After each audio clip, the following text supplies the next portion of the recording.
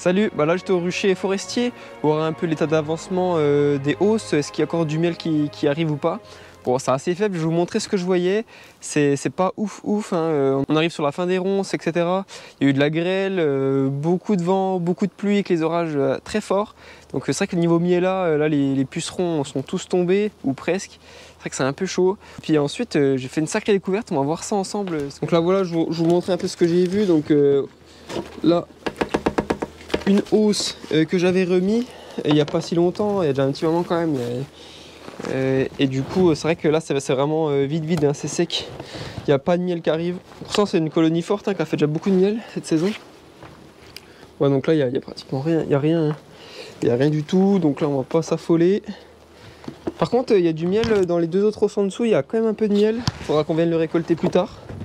Mais par contre, là, oui, au niveau production, oui, il n'y a pas grand chose là. Hein. Franchement, ça s'est vraiment calmé. Là, on est quoi? On est le 6 juillet. 6 juillet, franchement, il n'y a vraiment plus rien. Ah, s'il y a un peu de miel là. Un peu de miel quand même. Ouais, il est un peu plus lourd que les autres, tu vois. Un peu plus lourd. Et puis, voilà. Donc, pas grand chose à dire là-dessus. Sur le niveau de miel, là, je pense qu'on va pas avancer beaucoup plus cette saison. Voilà, les ronces ont fini. Par contre, la grosse découverte, c'est dans le rucher. Là, elle fait une sacrée découverte. C'est pas des abeilles, c'est autre chose. Là, c'est des guêpes. Et voilà, j'ai vu que ça bougeait pas mal. Et voir si on tape un peu, il y a vite du monde. C'est réactif, hein. C'est très réactif. Là, voir ce que je... Oula, je me fais attaquer. Je vais les laisser tranquilles. Donc voilà, est-ce que vous avez déjà eu ce cas-là? Qu'est-ce que je fais? Est-ce que voilà, qu'elles sont juste derrière les ruches? Est-ce que ça ne va pas poser problème? Est-ce qu'elles vont pas attaquer un peu? C'est la question que je me posais. Donc à voir. Qu'est-ce que je fais? Au début, je voulais les laisser. Je me suis dit, tiens, ce sera peut-être l'occasion de l'avoir évolué jusqu'au bout. Et puis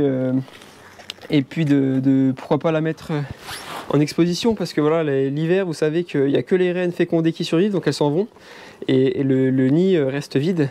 C'est l'occasion de l'avoir et de le mettre en exposition. Donc à voir. Je ne sais pas trop si ça va faire bon ménage avec les abeilles. Voilà, donc c'était vraiment une vidéo rapide hein, pour vous montrer que j'étais un peu au rucher, que voilà, il n'y a plus trop de production de miel. Ça se calme pas mal. Et puis vous montrer aussi les nids de guêpes, la sacrée découverte.